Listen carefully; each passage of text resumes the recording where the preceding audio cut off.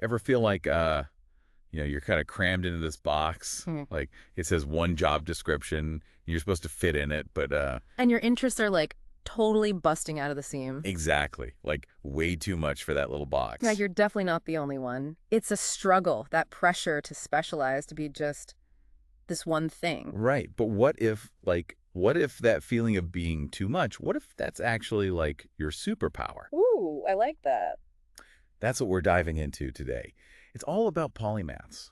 Those multi-talented people who are like amazing at not just one thing. Oh yeah, they have a whole range of fields they're rocking. Yes. And luckily for us, you found some research on polymaths in the workplace.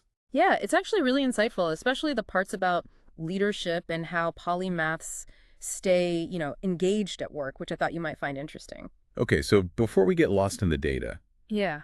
how do we even define a polymath? We're not just talking about someone who like dabbles in a few different hobbies. Right, I right. mean, The research actually pulls from a bunch of different places to like paint this clear picture. Basically, a polymath has built up all this knowledge, all this expertise, okay. and this is key across a bunch of different disciplines. And we're talking fields that at first glance they seem totally unrelated.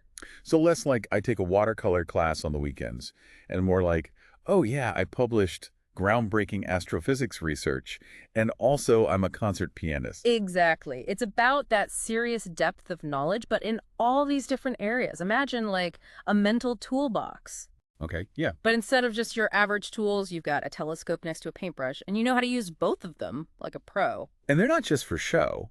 Polymaths can actually use all that knowledge to, come up with really innovative solutions to problems. But we're not just talking about like the Leonardo da Vinci's of the world, right? You're totally on the right track. The research really emphasizes that this isn't some relic of the past. Polymathy, it's actually even more relevant now in this crazy, fast-changing world, especially when you look at the workplace. There's this great example they use, this guy, Alexei Arestovich. Now, some people might not know that name off the top of their heads. Arestovich is an advisor to the Ukrainian president, which is like, wow, impressive enough, but it gets better. He's Yeah. also a blogger, an actor. Don't forget military columnist. All right, and a military columnist. He's got a lot going on. He does. But it's a perfect illustration, right?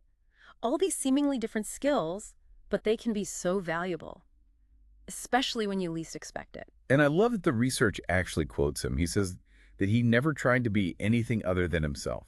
Like this ability to move between all these different worlds. That's just who he is. And that's such a crucial point. It's not about forcing yourself into some kind of mold. It's about leaning into your curiosity, letting those interests be your guide. It makes you wonder, right? In a world that's constantly changing, maybe that's what sets people up for success. That ability to adapt, to connect the dots that other people don't even see. It's true. And that's something we're going to really unpack today. So we've like established this, right? Polymaths. They're not just things of the past. But how do they actually do it? How do they thrive, especially in these like, traditional jobs? Well, and that's where this research gets really cool, I think. It actually digs into what helps polymaths not just survive, but really, really flourish. And one of the big things, autonomy. Yeah, makes sense, right? They need that space to connect the dots in their own way, Yeah. to follow all those threads. It's true. And the why behind it, that need for autonomy, the research found it's because polymaths are super driven to understand the why behind everything, to connect those ideas that seem at first like totally random. Right. And that takes freedom. It's like when you're a kid, you have that like boundless curiosity. You just want to explore everything. But then, somewhere along the way, You gotta pick your lane. yeah, stay in your lane.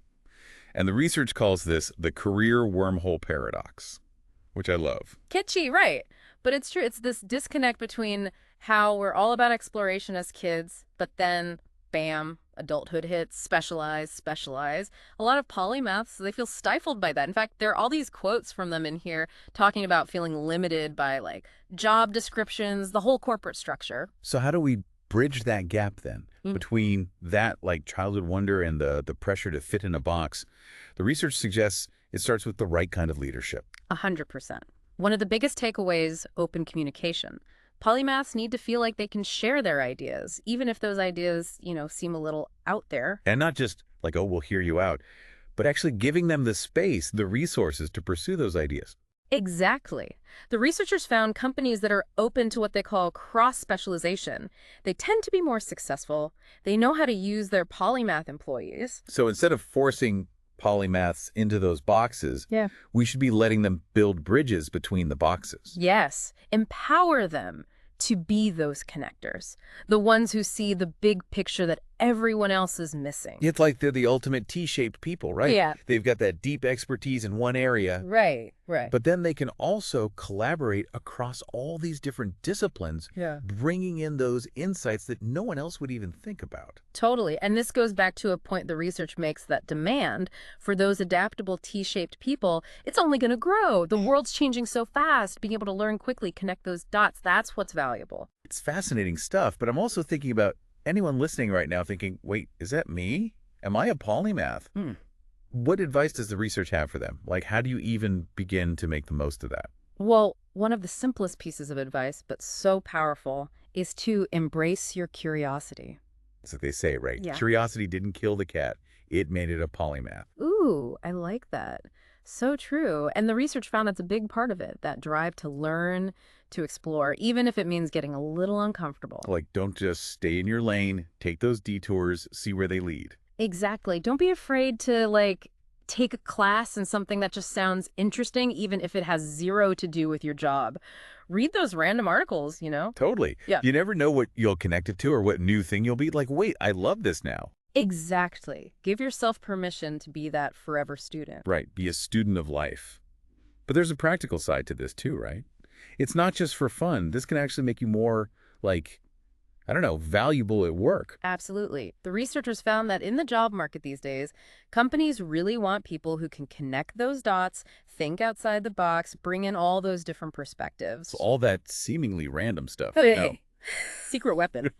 But let's be real, not every company is going to be a polymath's dream. That's a really good point. The research actually talks about this, how crucial it is to find a work environment that, gets it. It can be really tough if you're stuck in a place with like rigid rules, strict job descriptions, that whole stay in your lane mentality. So what's a polymath to do? Just got to suck it up and conform. No way. It might take a little extra effort, but you can totally find your niche. You've got to be proactive though. Don't wait for the perfect job to just appear. Get out there, talk to people in different fields, Network, network, network. Exactly. And do your research. Find the companies that are known for being innovative, creative. And when you're talking to them, don't be shy about your skills. Own that you've got a lot to offer. The research calls them like genius whisperers, those leaders who are like, yes, bring me your multi-passionate self. Right. It's like finding your tribe, those people who not only accept it, but celebrate it. Now, before we wrap up, got to address the elephant in the room, that whole jack of all trades, master of none thing. Ah, yes, the classic polymath dilemma. But the research actually pushes back on that pretty hard. It says, look, polymaths aren't just like dipping their toes in everything. They're building real depth in multiple areas. It's that combo of breadth and depth, seeing those connections. That's what makes polymath so unique. 100%. And honestly, in a world that's only getting more complex, that polymathic thinking, that's more valuable than ever. So if you're listening to this and you feel that pull in all these different directions, don't fight it. Embrace it. That unique mix of skills and interests, that might just be your superpower. And hey, the best part, the learning never has to stop. Always something new to discover, some new connection to make. That's the polymath way.